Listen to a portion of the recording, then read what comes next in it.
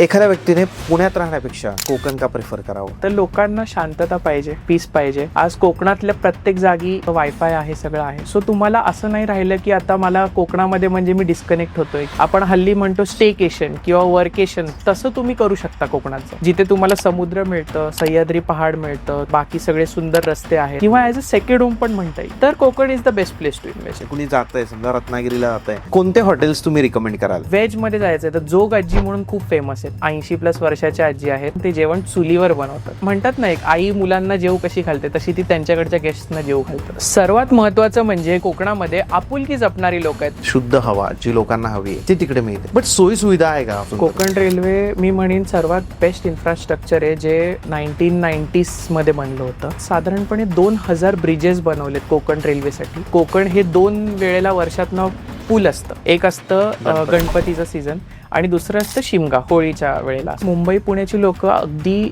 नोकरी सोडायला तयार असतात. कोकणात आपण बघतो की प्लॉट विकायला भरपूर आहे. बट तुम्ही असा प्रोजेक्ट, थोडा वेगळ्या टाईपचा प्रोजेक्ट करायचं का ठरवलं? थोडा रिसॉर्ट टाईप कन्सेप्ट काय की आज मी ॲज अ पुणे किंवा मुंबई मधला मी प्लॉट घेतोय. 70-80% लोकांना तिकडे काही बनवत नाही. प्रत्येक बंगल्याला जो प्लॉट एरिया असेल त्याच्यात कोकणातली जी लोकल झाडं आहेत, काजू, आंबा, सिंगापुरी नारळ आणि सुपारी लावून देतोय आपण. ब्लिस जो शब्द ठेवलाय आपल्या नावामध्ये, तर ब्लिसचा अर्थ आहे परमानंद फील झाला पाहिजे. 25,000 स्क्वेअर फीटचा आपण मिनी गोल्फ कोर्स देतोय. बेस्ट पार्ट इज आपल्या 75% लँडला समुद्राचा व्ह्यू आहे आणि काही लँडला खाडीचा पण व्ह्यू आहे. पूर्ण डिझाईन वास्तूप्रमाणे केलेलं आहे. प्रत्येक बंगलो ओनरला त्याच्या घराचं वास्तू सर्टिफिकेशन मिळणार. विकत जर घ्यायचंय कुणाला तर what is the quoting price? The main thing and important thing is घराचं इंटिरियर. ते पण आपण इन्क्लुडेड देतोय. म्हणजे तुम्हाला फक्त कपडे घेऊन राहायला यायचंय. जे कन्स्ट्रक्शन आहे आपलं ते कसं असणार आहे? आपलं जे कन्स्ट्रक्शन आहे हे जांबा दगडमध्ये होतं. उन्हाळ्यामध्ये थंडावा देतो, थंडीत पण मेंटेन करतो, पावसाळ्यामध्ये तो स्ट्रॉंग असतो. That is the speciality of that stone. आपलं जे आहे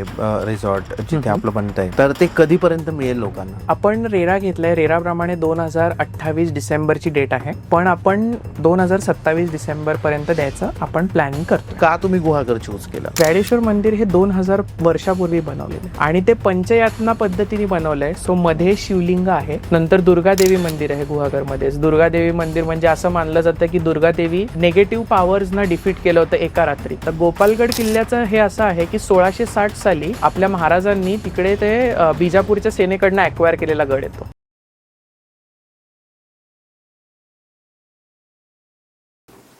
hello guys and welcome to real estate with Chetan.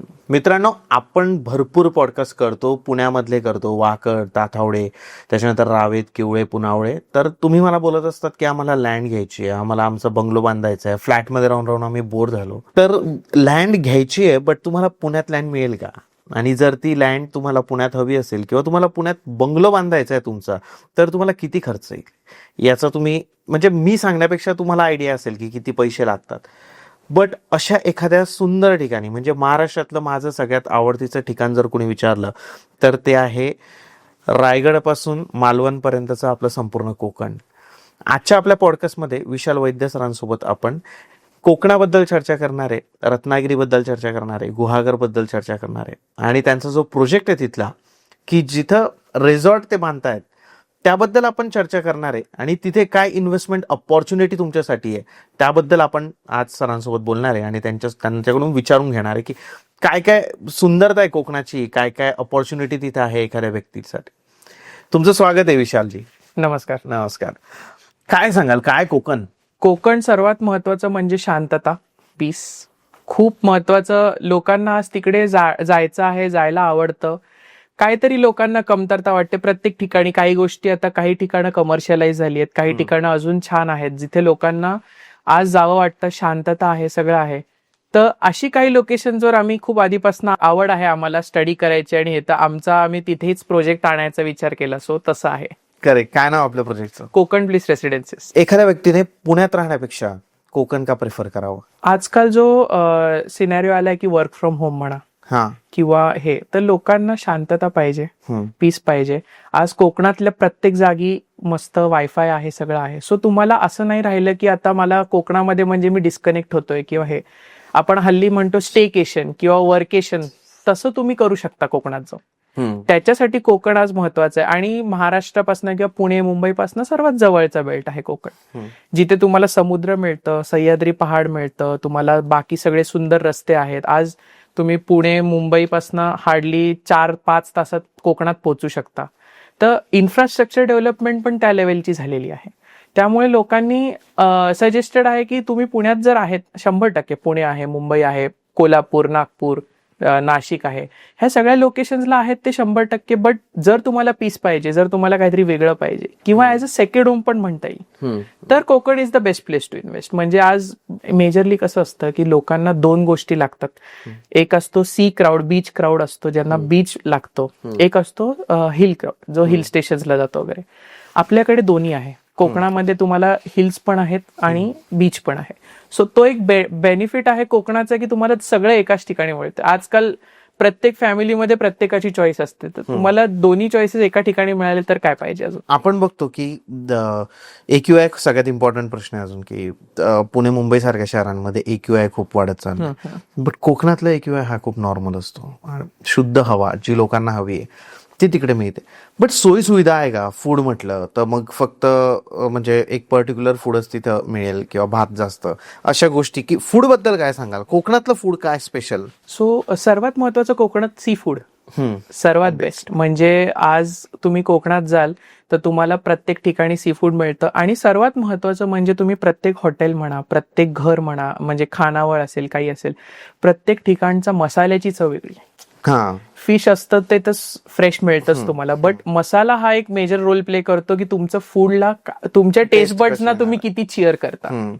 So food हे खूप इम्पॉर्टंट आहे. आणि कोकणामध्ये तुम्ही आज फिश म्हणा किंवा लाईक हे प्रॉन्स म्हणा किंवा आपलं क्रॅब्स म्हणा, सो ह्या सगळ्या गोष्टी खूप लोकांना आवडतात. तिकडे जाऊन आवर्जून लोक खातात. आणि महत्वाचं काय असतं, पुणे किंवा मुंबईला मिळणार आपल्याला फ्री फिश असतं ते तेवढं फ्रेश नाही आहे जेवढं तिकडे तुम्हाला फ्रेश मिळतं. म्हणजे माझा पर्सनल एक्सपिरियन्स, तर मी जनरली जर मला घरी बनवायचं असेल तर मी स्वतः ऑक्शन सेंटरला जातो तिकडे दाभोळला आणि तिकडनं विकत घेऊन येतो आणि स्वतः बनवतो. So auction centre is like very fresh.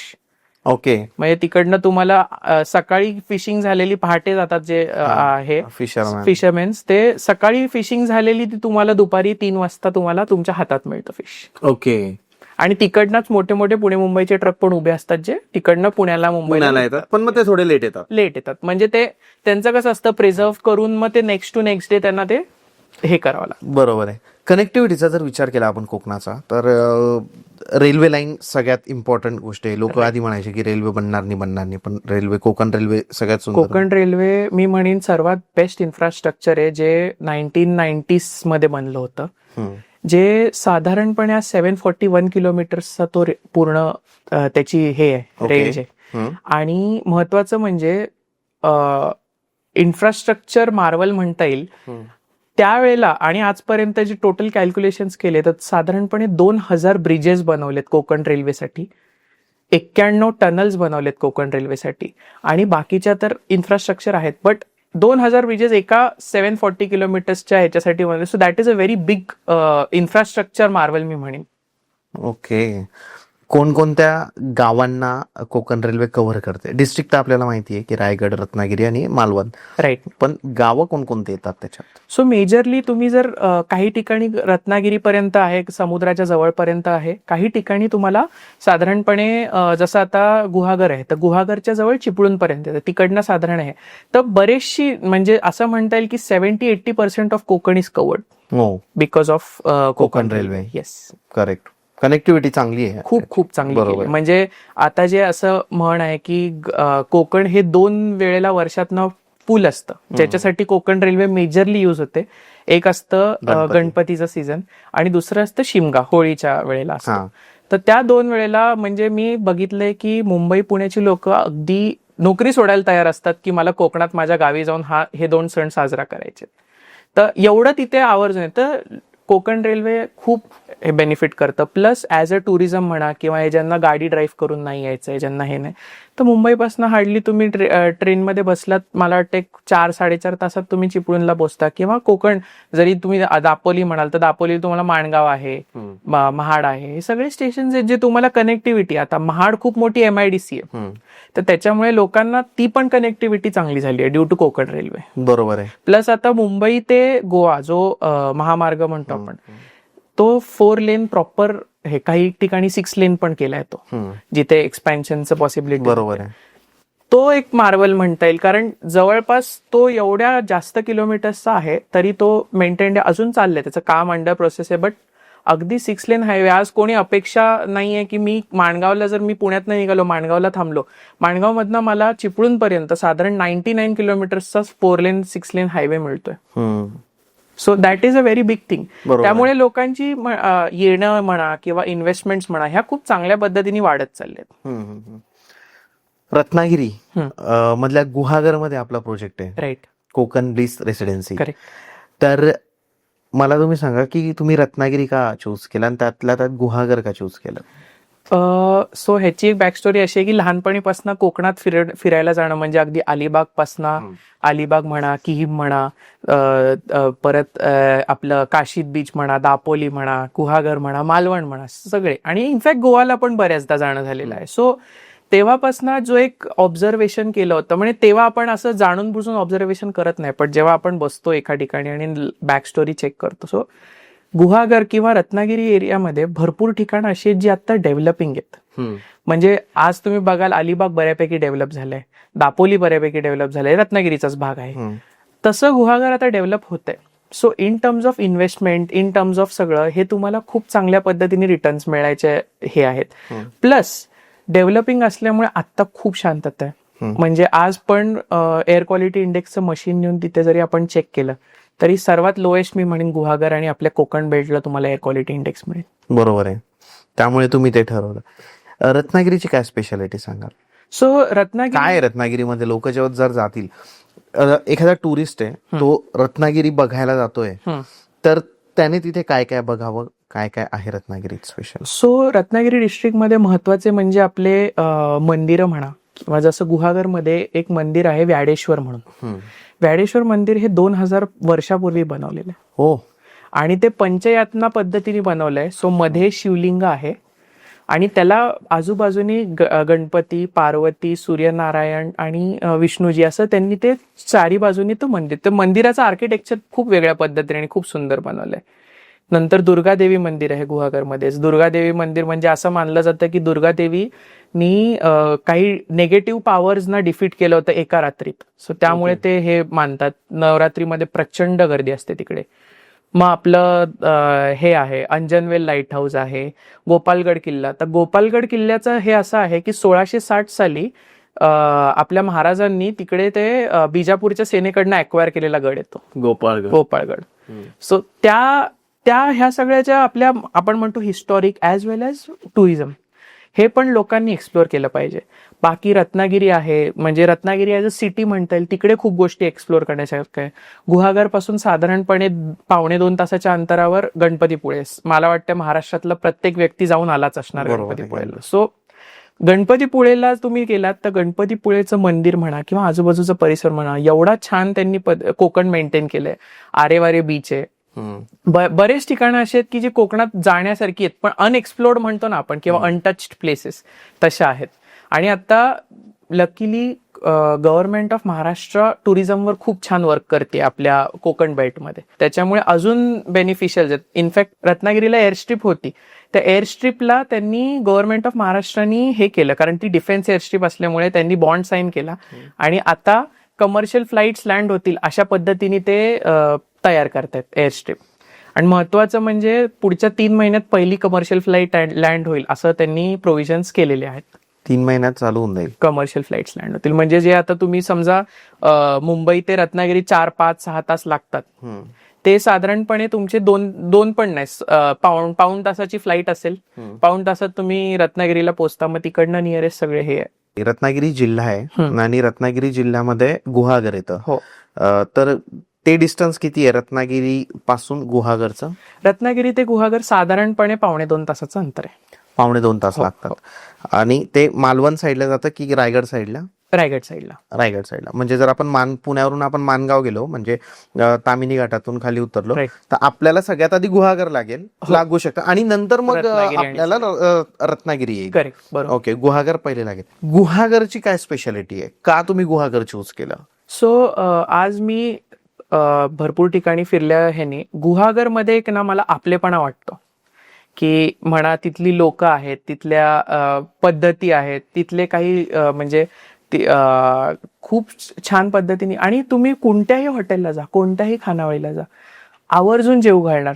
Hotel आहे शेवटी, किती झालं तरी नाही, आवर्जून तुम्हाला जेवण घाल, की बाबा नाही सर घ्या, अजून एक चपाती घ्या, अजून एक हे घ्या. म्हणजे ते जी आपुलकी आहे ना ती खूप कमी ठिकाणी बघायला मिळते. म्हणजे मी ह्याच्या आधी भरपूर एक्सपिरियन्स केला, बट ती जी आपुलकी आहे, तुम्ही जेवढं ऑर्डर करता तुम्हाला मिळतं ते तर झालं म्हणजे, बट ते आपुलकी नाही नाही सर घ्या, सर हे घ्या, सर भात आणू का, सर तुम्ही आमच्याकडचं हे ट्राय करा, तुम्हाला हे आवडेल. तिथे एवढे छान सजेशन्स देतात की म्हणजे आम्ही काही हॉटेल्सला आता म्हणजे सारखे गुहागरचे जातो. एक तर अन्नपूर्णा म्हणून आहे, खूप सुंदर, त्यांचं प्रॉन्स फ्राय मला खूप आवडतं. आणि महत्वाचं म्हणजे प्रत्येक हॉटेलची, प्रत्येक इथली मसाल्याची चव वेगळी असल्यामुळे तुम्हाला असं जावं वाटतं.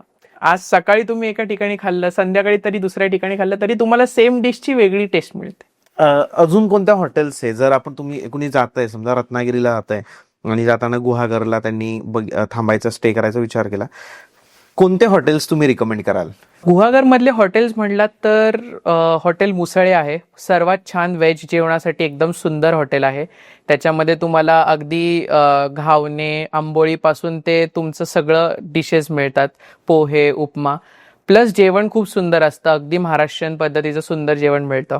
त्यानंतर अन्नपूर्णा म्हणून एक हॉटेल आहे जिथे नॉनव्हेजसाठी खूप अत्यंत फेमस आहे. अन्नपूर्णामध्ये तुम्हाला फिश म्हणा, चिकन म्हणा, प्रॉन्स म्हणा, हे सगळ्या वेगळ्या वेगळ्या ऑप्शन्स तुम्हाला खूप सुंदर पद्धतीने तिकडे बनवले जातात आणि मिळतात तुम्हाला. त्यानंतर किनारा म्हणून एक हॉटेल आहे, अगदी तेही समुद्राच्या जवळ आहे. किनाऱ्यामध्ये तुम्हाला नॉनव्हेज खूप छान मिळतं.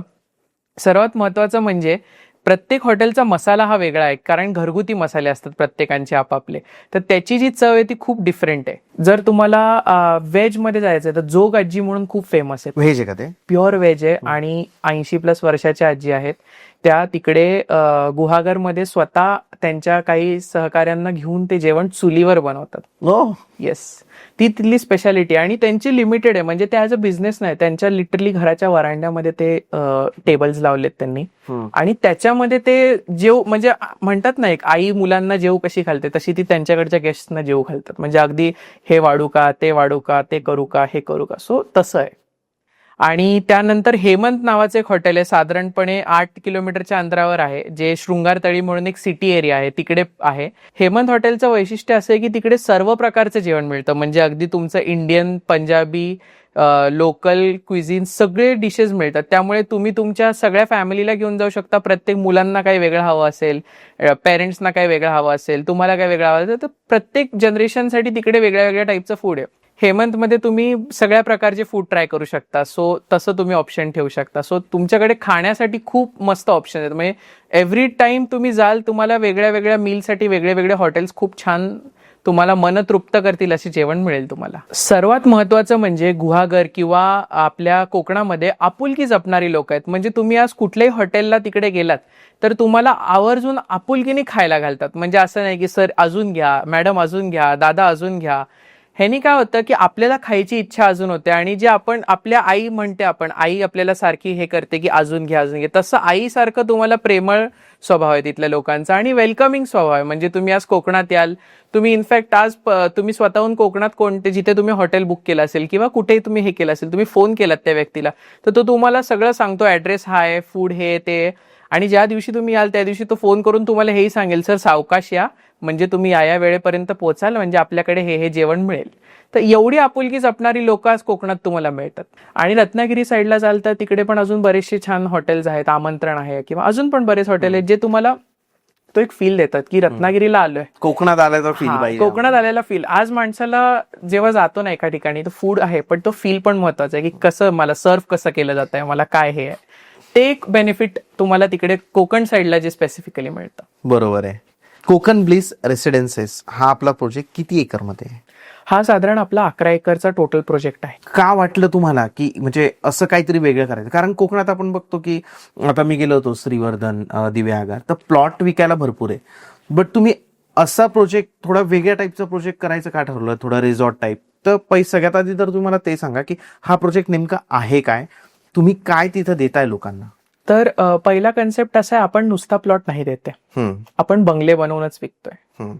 तर कन्सेप्ट असा आहे की आज तुम्ही बरेचसे, म्हणजे तुम्ही आता श्रीवर्धन वगैरेला जाऊन आला, दिव्यागरला जाऊन आला, तुम्ही बघितलं असेल आजूबाजूला भरपूर प्लॉटिंग्स आहेत. म्हणजे तुम्ही माणगाव सोडलं किंवा इनफॅक्ट माणगावच्या पुढून साधारणपणे एक प्लॉटिंगचं पूर्ण ते चालू होतं. इथे प्लॉट अवेलेबल आहे, इथे प्लॉट फॉर सेल आहे, NA प्लॉट आहे, हे आहे, ते आहे.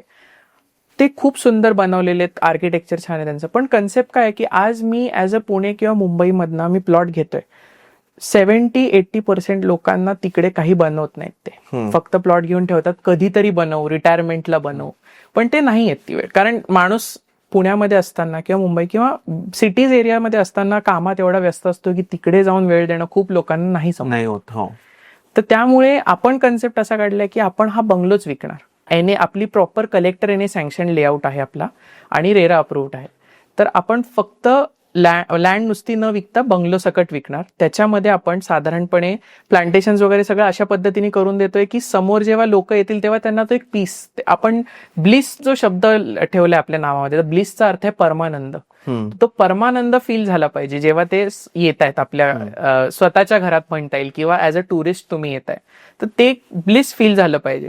तर आपण काय करतोय, साधारण प्रत्येक बंगल्याला जो प्लॉट एरिया असेल त्याच्यात लॉन, आणि महत्वाचं म्हणजे कोकणातली जी लोकल झाडं आहेत, काजू, आंबा, सिंगापुरी नारळ आणि सुपारी, हे लावून देतोय आपण प्रत्येक प्लॉटमध्ये, प्रत्येक ओनरला. ओके. येस. एकूण किती प्लॉट्स आहे? साधारण आपल्याकडे 70+ प्लॉट्स आहेत. जी लँड आहे ती तुमची स्वतःची आहे? हो हो, आपण लँड परचेस केली, मग तिला NA करून सँक्शन करून घेतला लेआउट. ओके. आणि त्याच्यामध्ये अपार्टमेंट्स आणि बंगलो असे दोन कन्सेप्ट आहेत? दोन कन्सेप्ट आहेत. त्याच्यात कार्पेट एरिया वगैरे एक्सप्लेन करा. सो जो आपला साधारणपणे ह्याचा आहे बंगलो आहे, त्याच्यात आपण 2500 पासून स्क्वेअर फीट पासून पुढे लँड देतो आहे. त्याच्यामध्ये बंगलो साधारण 774 स्क्वेअर फीट बिल्टअप असेल. ओके. आणि बाजूचा जो परिसर आहे तो तुमचा लॉन्स म्हणा, झाडं म्हणा, ही आपण जी लावून देणार आहे. ओके. येस. आणि महत्वाचं म्हणजे प्रत्येक बंगल्याला मागच्या बाजूला आपण एक गजेबो तयार करूनच देतोय. हो का? हो. जेणेकरून म्हणजे लोकांना तिकडे ऍज अ टुरिस्ट म्हणा, ऍज अ ओनर म्हणा, तुम्ही जेव्हा येताय तेव्हा तुम्हाला तो एक फील गुड फॅक्टर आला पाहिजे की मी माझ्या बंगल्यात समुद्र बघत बसलोय. बेस्ट पार्ट इज आपल्या पूर्ण लँडला साधारणपणे 75% लँडला समुद्राचा व्ह्यू आहे आणि काही लँडला खाडीचा पण व्ह्यू आहे. अम्युनिटीज काय काय देतोय आपण? सो सर्वात महत्वाची अम्युनिटीज जी आहे ती अष्टगणेश मंदिर आहे आपल्या ह्याच्यामध्ये, प्रिमायसिस मध्ये. अष्टविनायकचे जे गणपती ते येतात का त्याच्यात? नाही, अष्टक गणेश हा एक वेगळा विषय आहे, ज्याच्यामध्ये कसं आहे की अष्टक गणेश ह्याच्यामध्ये 8 गणपतींची रूप आहेत जी तुमच्या व्यक्तीच्या नेगेटिव्ह एनर्जीजला किल करतात. कधी कधी असं असतं आपल्यामध्ये काय नेगेटिव्हिटी आहे ही आपल्याला नाही माहित असते, तर त्या मंदिराच्या परिसरात किंवा मंदिरात जाऊन तुम्ही बसलं तर ते ऑटोमॅटिकली तुमची कनेक्ट होतं आणि त्या नेगेटिव्ह एनर्जीला किल करायचं किंवा त्या नेगेटिव्ह एनर्जीला फेस करायची तुमच्यामध्ये एनर्जी बिल्ड होते. सो तो कन्सेप्ट आहे. ज्या 8 प्रकारच्या नेगेटिव्ह एनर्जी आहेत त्या प्रकारच्या एनर्जीला प्रत्येक गणपतीचं रूप हिट करतं. म्हणजे जेलसी म्हणा, तुमचं दुश्मन म्हणा, किंवा तुम्ही तुमच्या ऑब्स्टॅकल्स म्हणा, ते प्रत्येक रूप आहेत जी तुम्हाला ती बेनिफिट करतात. तर तो एक कन्सेप्ट आहे जो ऍक्च्युली महाराष्ट्राचे नंबर 1 वास्तू कन्सल्टंट आहेत, वास्तू रविराज म्हणून. ओके, बरोबर. तर त्यांनी हा आपल्याला सजेस्ट केलेला कन्सेप्ट आहे जो म्हणजे अष्टगणेश मंदिर. आणि महत्वाचं म्हणजे आपल्या पूर्ण वास्तू रविराजने आपल्या पॅनलवर असून पूर्ण डिझाईन वास्तूप्रमाणे केलेलं आहे. Okay. The best part is प्रत्येक बंगलो ओनरला त्याच्या घराचं हे मिळणार आहे, वास्तू सर्टिफिकेशन मिळणार आहे. So as a example like Vishal Vaidya, तर Vishal Vaidya's home villa number dash dash is certified by Vastu Raviraj. It's a वास्तू सर्टिफाईड होम. ओके. सो ती आपण एक बेनिफिट, आज वास्तू हे शेवटी एक शास्त्र आहे. लोक त्याला एक अंधश्रद्धा किंवा ह्यानी काही लोक बघतात, पण एक इट्स शास्त्र आहे. सो दॅट इज वाय आपण तो कन्सेप्ट आणलेला आहे. आणि पुण्यामध्ये पण आजकाल तुम्ही बघितलं असेल की भरपूर लोक वास्तू बघून घर घेतात, भरपूर डेव्हलपर्स आज वास्तूप्रमाणे घर बनवतात. सो आपण पण तो कन्सेप्ट आणले की वास्तूप्रमाणे काहीतरी, म्हणजे तुम्हाला ते आपण देतोच आहे. हम्म. तुम्ही मानता न मानता it is a good thing. Correct. आणि अम्युनिटीज बद्दल बोलायचं झालं तर आय थिंक गोल्फ पण आपण मिनी गोल्फ कोर्स करतोय आपण. साधारणपणे 25,000 स्क्वेअर फीटचा आपण मिनी गोल्फ कोर्स देतोय. ओके. त्याच्यामध्ये 9 होल्स, मिनी 9 होल्स असतील आपले. ओके. त्यामागे काय कन्सेप्ट होता तुमचा? सो बेसिकली लहानपणीपासून मला गोल्फची खूप आवड आहे. मी स्वतः एक गोल्फर आहे. हा. तर त्याच्या मागे कन्सेप्ट असं आहे की तुम्हाला सगळ्यात पीस मिळतं. तुम्ही मोठ्या गोल्फ कोर्सेसला खेळला तर नेटवर्क म्हणा, तुम्ही म्हणा की जे लिजर एक परफेक्ट पाहिजे. आणि सगळ्यात बेस्ट म्हणजे गोल्फ एकमेव असा गेम आहे जो तुम्ही एकटे खेळू शकता. बाकी सगळ्या गेम्समध्ये तुम्हाला अपोनंट पाहिजे किंवा प्लेयर्स सोबत पाहिजे, बट आउटडोअर मध्ये एकमेव गेम आहे जो तुम्ही एकटे खेळू शकता. ओके. सो तो एक कन्सेप्ट आहे ज्या लोकांना, काही लोकांना खूप आवड आहे. आता लिजरला येत आहेत गोल्फ, काही लोकांना गोल्फ शिकायचंय हा. पण ते पुण्यामध्ये वेळ नाही मिळत किंवा हे नाही, तिकडे आपण तो एक कन्सेप्ट ठेवला की तुम्ही शिकू शकता, तुम्ही खेळू शकता. कारण गोल्फ हे आपण क्रिकेटची पण एक स्विंग आहे, अशी गोल्फची पण एक स्विंग आहे. तुम्ही जर ती स्विंग मेंटेन केली तरच तुमचा बॉल व्यवस्थित जातो, नाही तर नाही जात. म्हणजे तुम्ही थोडे वाकले तरी तो बॉल जवळ येतो किंवा लांब जातो किंवा तिरका जातो. सो त्या गोष्टी आपण आपल्या लोकांना त्या कशा पद्धतीने देता येतील ह्या हिशोबाने आम्ही तो गोल्फ कोर्स डिझाईन केला. आणि रत्नागिरी डिस्ट्रिक्टमध्ये असलेला एकमेव प्लॅन्ड गोल्फ कोर्स हा आपला आहे आणि सर्वात मोठा गोल्फ कोर्स आपला आहे. ओ येस, मिनी गोल्फ कोर्सच्या आहे. ओके.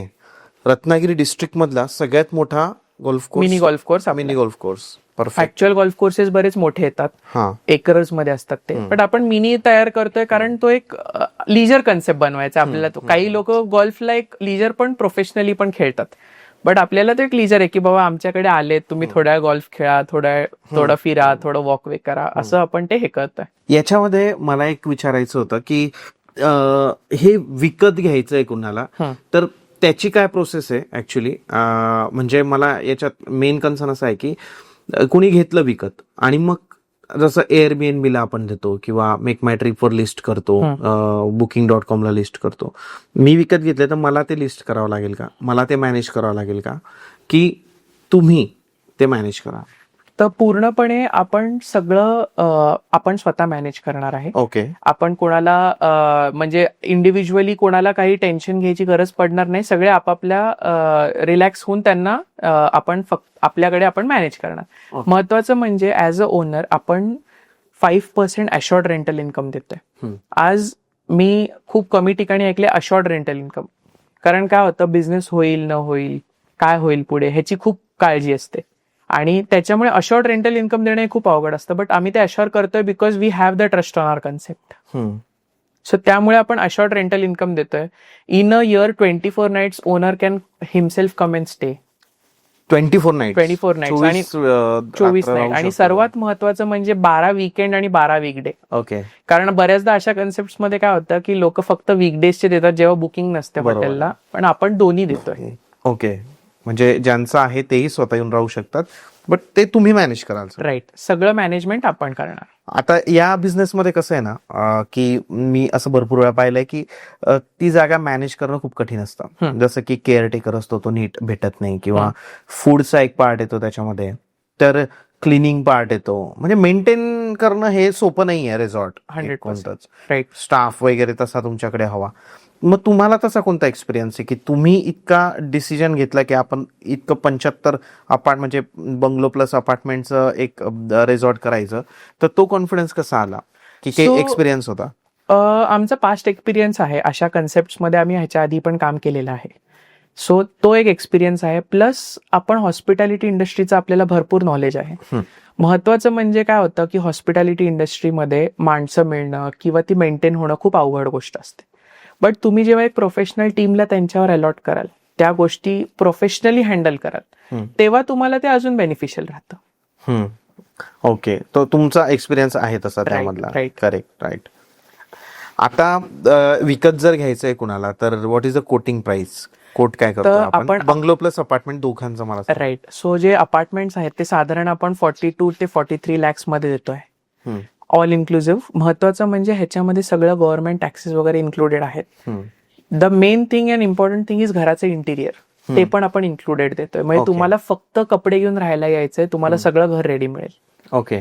बंगला जे आहे ते साधारण विथ लँड आपण 55 लाख ऑनवर्ड्स देतोय, कारण लँडचे आपल्याकडे काही ऑप्शन्स आहेत, मोठी छोटी असं. सो जो तुम्ही चूज कराल त्या हिशोबाने तुम्हाला हे. Very. बट बंगलोमध्ये पण ही जी कॉस्ट आहे that is including everything, plus तुमचं 2 वर्षाचं सोसायटी मेंटेनन्स.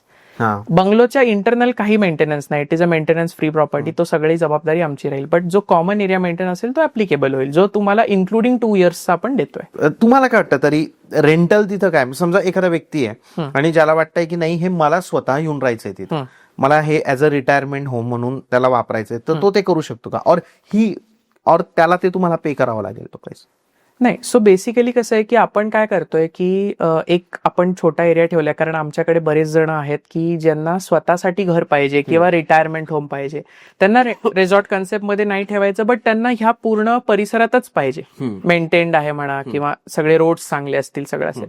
सो त्यांच्यासाठी पण आपण एक कन्सेप्ट आणलाय की एक वेगळा एरिया आहे आपला, जिथे आपण त्यांना हे करून देतोय. बट त्यांना रिस्ट्रिक्शन कसं ठेवलंय की तुम्ही स्वतः तो रेंट आउट नाही करू शकत. नाही तर बरेचसे लोक काय करतात की स्वतः बंगला ठेवणार आणि मग मग तो नंतर एअरबीएनबी करणार. नाही, मग त्याला ते पूर्ण गेटेड कम्युनिटीचीच खराब होऊन जातं ते, कारण त्या लेवलचं मेंटेन नाही होत. म्हणून आपण ते त्यांना तो एक रिस्ट्रिक्शन असेल. एक्झॅक्टली. आपलं जे आहे रिसॉर्ट जिथे आपलं बनतंय, तर ते कधीपर्यंत मिळेल लोकांना? आपण रेरा घेतलाय, रेराप्रमाणे 2028 डिसेंबरची डेट आहे. ओके. पण आपण 2027 डिसेंबर पर्यंत द्यायचं आपण प्लॅनिंग करतोय. ओह, ग्रेट ग्रेट. आणि याच्यामध्ये जो इम्पॉर्टंट पार्ट वाटतो की सगळ्यात जवळ काय याच्या, म्हणजे जे आपण म्हणतो ना की प्रोजेक्ट पासून अशा काय काय चांगल्या टुरिझम प्लेसेस आहेत की, आणि किती किलोमीटरवर मिळतील? तर साधारण आपलं गणपतीपुळे जे मेन आपण स्थान म्हणतो ते साधारणपणे 60-65 किलोमीटरचं डिस्टन्स, 2 रस्ते आहेत. एक तुम्ही बाय फेरी जाऊ शकता, दुसरा आहे जो बाय रोड जाऊ शकता. सो दोन्ही ऑप्शन्स आहेत ते. सेकंड थिंग, अगदी प्रोजेक्टच्या जवळ म्हणालात तर गुहागरचा समुद्र आहे, अंजनवेल लाईट हाऊस आहे, गोपालगड किल्ला आहे, जयगडचा लाईट हाऊस आहे. सो हे सगळ्या तिकडे गोष्टी आहेत. आपल्या जवळ कमर्शियल हे टर्म्स मध्ये म्हणाल तर महाराष्ट्राच बिगेस्ट LNG पोर्ट आहे. तो हार्डली आपल्यापासून साधारणपणे 5 किलोमीटरच्या अंतरावर आहे. बरं. तर महाराष्ट्राच बिगेस्ट LNG पोर्ट आहे. पहिला port, the biggest in India is Gujarat, second is Maharashtra, आणि तो आपल्या प्रोजेक्टच्या अगदी जवळ आहे. सो पोर्ट मुळे कनेक्टिव्हिटी खूप छान आहे. सगळ्यात नेक्स्ट इज रोरो क्रूज, जी आता मुंबई ते सिंधुदुर्ग जातीये. ती क्रूजचा पॉइंट आपल्या प्रोजेक्टच्या अगदी जवळ आहे, 7 ते 10 मिनिटाच्या अंतरावर आहे. ओके. सो तुम्ही मुंबईमधनं भाऊच्या धक्क्याच्या इथनं गाडी फेरीमध्ये टाकली की साधारणपणे 2 ते 2.5 तासात तुम्ही गुहागरला पोहोचता.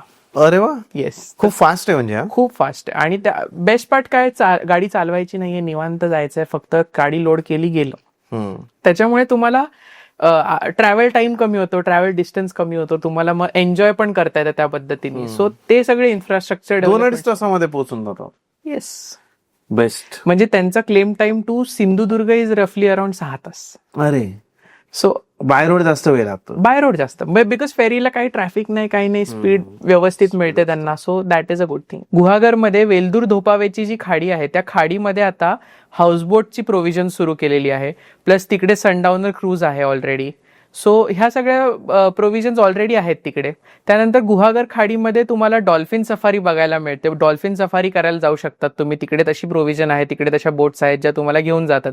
सो गुहागर किंवा कोकण हा आज एक खूप मोठा हॉट बेल्ट आहे, जो यापुढे मस्त बूम होणार आहे. सर्वात महत्वाचं म्हणजे गुहागर बीचला ब्लू फ्लॅग बीचचा टॅग मिळाला आहे. तो रत्नागिरी जिल्ह्यामध्ये 2च बीचेसना आहे, त्यात आपला गुहागर बीच आहे. तर जर्मनीची एक कंपनी आहे, एक फाउंडेशन आहे, जे हे ब्लू फ्लॅग बीचेसचा टॅग देतं. त्याच्यामध्ये साधारणपणे 33 स्ट्रिक्ट क्वालिटी चेक्स केले जातात. त्या क्वालिटी चेक्सच्या बेसिसवर आपल्याला हा टॅग मिळतो. तर that is the best part in Guhagar, की आपला हा गुहागर बीच हा ब्लू फ्लॅग आहे. त्या 33 चेक्समध्ये साधारणपणे तुमचं क्लेनलीनेस, सस्टेनेबिलिटी आणि बाकी सगळ्या गोष्टी, म्हणजे पाण्याची क्लेनलीनेस प्लस तुमच्या परिसराची क्लेनलीनेस, ही सगळीच बघितली जाते. त्या बेसिसवर तुम्हाला मिळतो हा टॅग. सो हा टॅग एक 1-2 वर्ष असतो. तो कसं तुम्ही तो बीच मेंटेन करता त्या बेसिसवर तो टॅग तुम्हाला मिळत जातो. रत्नागिरी म्हटलं आपण, कोकण म्हटलं की मँगोजला जास्त हे होतं की आंबे लोकांना आहे. तर आपल्या इथं असं काही अरेंजमेंट्स आहेत का की लोकांना ऍक्च्युअल रत्नागिरीचे हापूस आंबे मिळतील? नक्कीच. सो बेसिकली आपण आपल्या प्रोजेक्टच्या मागच्या बाजूला एक जमीन अक्वायर केली ज्याच्यामध्ये आपण 1.5 एकरमध्ये आमराई बनवतोय. अरे हो, जे कन्सेप्ट असा आहे की लोकांना नॅचरल ऑर्गॅनिक आंबे मिळावेत, हम्म. जे तुम्ही स्वतः येऊन पाहू शकता. आमराई काही छोट्या झाडांमधनं आम्ही लोकांना सांगणार की तुम्हाला हवे तर स्वतः आंबे काढा. हम्म. सो तसा कन्सेप्ट पण आपण आणतोय की जे लोकांना अजून आवर्जून आपल्या ठिकाणी यावं वाटेल. बरोबर. तर तो मुद्दा पण येणार आहे त्याच्यामध्ये. 100%. आणि रत्नागिरीचे हापूस आज जग जाहीर आहेत. जग जाहीर म्हणजे आहे. सगळ्यांनाच माहिती आहे एक्सपोर्ट होतात आपले आंबे. करेक्ट. आणि भारतात सगळीकडेच जातात म्हणा. तर त्यातला त्यात खूप सुंदर आंबे. आणि काही कसं आहे की हजारो प्रकारची कलम येतात आंब्याची. तर त्यातलं काही स्पेसिफिक कलम असतात जी तुम्ही तिथे उगवले तर ती चव आहे जी लोकांना पाहिजे ती मिळते. आणि आपण त्याच्यावर स्टडी करून त्या पद्धतीने तिकडे झाडं लावतोय ती. जेव्हा कोकणात एखादा व्यक्ती फिरायला जातो, जे टुरिस्ट येतात तर ते फॅमिली येतात मोस्ट प्रॉब्ली, आपण पाहिलंय. राईट. तर तुमच्याकडे जे लोक येतील तर त्यांच्यासाठी तिथं काय म्हणजे आल्यानंतर काय होतं की फक्त त्यांना राहायचं नाही तिथं. आल्यानंतर आपण म्हणजे 2-3 तास आपण घरात राहतो किंवा त्या रिसॉर्टमध्ये राहतो, पण बाकी तिथं एन्जॉय करायला त्यांना काय मिळेल, कसं मिळेल? आपण असं डिझाईन केलंय की all 3 generations can enjoy. Okay. तर त्याच्यात आपण चिल्ड्रन्स प्ले एरियापासून सिनियर सिटीजन्स एरियापर्यंत सगळं डिझाईन केलं आपल्या अमेनिटीज मध्ये. सर्वात महत्वाचं म्हणजे लहान मुलं आहेत ते सेफली खेळू शकतात चिल्ड्रन्स प्ले एरियामध्ये, त्यांचं एन्जॉयमेंट करू शकतात. इनडोअर गेम्स आहेत. पेरेंट्स असतात त्यांचे ते साधारण गोल्फ खेळू शकतात म्हणा, किंवा काही वॉकिंग आहे वगैरे. आणि काही सिनियर सिटीजन्सने काय असतं, त्यांना ग्रीनरी पाहिजे, त्यांना शांत बसायला ठिकाण पाहिजे, किंवा अजून काही. आपण असंही कन्सेप्ट आणतोय की सिनियर सिटीजन्सना स्पिरिच्युअल डेस्टिनेशन्स आवडतात. तर आपण त्यांना एक कार अरेंज करून देऊ शकतो आपली, की जेणेकरून ते जाऊन फक्त सिनियर सिटीजन्स त्यांचं जाऊन एन्जॉय करू शकतात. की व्याडेश्वर मंदिर म्हणा, दुर्गादेवी मंदिर म्हणा, गोपाळगड किल्ला म्हणा, गणपतीपुळेला जायचं तिथपर्यंत आपण जाऊ शकतो. सो त्यांना एक सिनियर सिटीजन्सना प्रत्येक जनरेशनची एक्सपेक्टेशन्स वेगळे असतात. लहान मुलांना खेळणं पाहिजे, आपल्या पेरेंट्सना त्यांच्या नॉर्मल लाईफ असं हे, सिनियर सिटीजन्सना थोडं आध्यात्मिक स्पिरिच्युअल ह्या गोष्टी पाहिजे. सो आपण प्रत्येक ह्यानी प्लॅन केलं. प्लस आपलं स्वतःचं मंदिरच आहे, तर मंदिरात पण ते सिनियर सिटीजन्स येऊन शांतपणे त्यांना मेडिटेशन हवं, योगा हवं. कारण आपण काय केलंय, मंदिर परिसरात मंदिराला लागून एक मोठा लॉन ठेवलाय, जेणेकरून लोकांना तिकडे अजून काही फंक्शन्स म्हणा किंवा काही हे करू शकतात, ते पण आहे. सो तसे कन्सेप्ट आपण तिकडे all 3 generations can enjoy together असं ते आपण तिकडे आणलेलं आहे. आपली अजून एक अम्युनिटी जी म्हणजे मल्टीपर्पज टर्फ, ज्याच्यामध्ये आपण मल्टीपर्पज टर्फ आणतोय. त्याला अटॅचमेंट मध्ये आपण आता आजकाल खूप कन्सेप्ट आलाय पिकल बॉलचा, तर पिकल बॉल पण आणतोय आपण तिकडे. सो एक मल्टीपर्पज टर्फ, स्पोर्ट्स कम गोल्फ कम तुमचं सिनियर सिटीजन्स, मंदिर, स्पिरिच्युअलिटी, असं एकत्रित आपण एक कन्सेप्ट एकाच ठिकाणी ठेवलंय, जेणेकरून लोकांना इकडे आल्यावर ते एन्जॉय पण करता आलं पाहिजे. आपण नुसतं स्टे नाही करते, तर आपण तो विसिनिटी एन्जॉय करतोय, तर तो फील आला पाहिजे प्रत्येकाला. रत्नागिरीमध्ये टर्टल फेस्टिवल असतो, तो काय एक्झॅक्टली? सो काही ठिकाणी, रत्नागिरीच्या काही ठिकाणी असं वेळास झालं, गुहागर झालं, अशा ठिकाणी टर्टल हॅचिंग करून त्यांना सोडतात पाण्यात जायला. ओके. येस. सो ते एक बघण्यासारखं असतं. आणि ते एक सीझन असतो त्याचा, साधारणपणे मार्चच्या नंतर येतो तो. आणि त्या सीझनमध्ये तुम्ही तिकडे जाऊन बघू शकता तो फेस्टिवल, डोळ्यांनी बघू शकता कसे टर्टल्स असतात. क्यूट टर्टल्स ते असे जातात, छोटे मोठे, आणि मग ते मजा वाटते बघायला पण आणि ते फेस्टिवल एन्जॉय करायला पण. राईट. आणि जे कन्स्ट्रक्शन आहे आपलं ते कसं असणार आहे? आपण कन्स्ट्रक्शन, कारण पाणी खूप येतं ना कोकणात, तर मग ते तुम्हाला बघूनच सगळं. राईट. तर आपलं जे कन्स्ट्रक्शन आहे हे जांभा दगडमध्ये होतं. तर जांभा दगड एक चिरा म्हणतो आपण त्याला. तो दगड हा ग्राउंड मध्ये मिळतो कोकणात, कोकण एरियामध्ये. तर तो दगड एक्स्ट्रॅक्ट होतो, म्हणजे ती वीट बनवलेली वीट नसते, ते एक्स्ट्रॅक्ट होतो, कट होतो एका शेपमध्ये. ओके. तर तो बरोबर क्युबॉइडल शेपमध्ये तो येतो. चिराचा दगड म्हणतो आपण त्याला, एक चिरा आपण लावतो. तर चिऱ्यामध्ये कन्स्ट्रक्शन होणार. चिऱ्याचं बेनिफिट असं असतं की दगड असल्यामुळे ऑलरेडी तो स्ट्रॉंग आहे, त्याला तुटायचे किंवा ह्याचे चान्सेस नाही. प्लस कोकणामध्ये तो मिळणं आणि लोक त्याच्यात घर बनवायचं बेनिफिट असं आहे की तो ऑल सीझन असतो. उन्हाळ्यामध्ये थंडावा देतो, थंडीत पण मेंटेन करतो, पावसाळ्यामध्ये तो स्ट्रॉंग असतो. सो त्या सगळ्या गोष्टी मेंटेन होतात आपल्या घरामध्ये. तर that is the speciality of that stone. Okay, natural Natural stone असतं. Right. विशाल, थँक्यू सो मच. खूप छान माहिती दिली अबाउट कोकण, पण रत्नागिरी गुहागर आणि आपला जो प्रोजेक्ट आहे कोकण ब्लिस रेसिडेन्सेस, त्याबद्दल पण छान माहिती मिळाली. ज्याही लोकांना यामध्ये इंटरेस्ट आहे, की ज्याही लोकांना वाटतंय की त्यांनी याबद्दल अजून इन्फॉर्मेशन तुम्हाला हवी असेल, तर नंबर दिलेला आहे, डिस्प्लेला येत असेल, डिस्क्रिप्शनमध्ये तुम्ही डिरेक्टली कॉल करू शकता, व्हॉट्सअपला मेसेज करू शकता, तुम्हाला माहिती दिली जाईल पूर्ण. Thank you so much. थँक्यू.